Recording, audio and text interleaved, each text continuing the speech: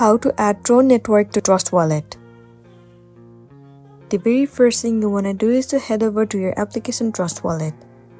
Enter your login credentials and then sign in to your specific account.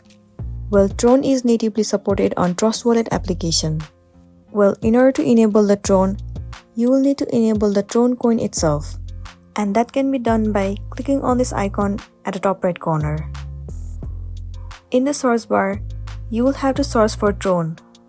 You can also search for TRX. Once you found the Tron, you have to enable this option. Once you have enabled Tron, you will be able to make a Tron related transactions. Let's say you're gonna search for USDT. You will get to see the token of TRC20. In order to swap it, you would need Tron.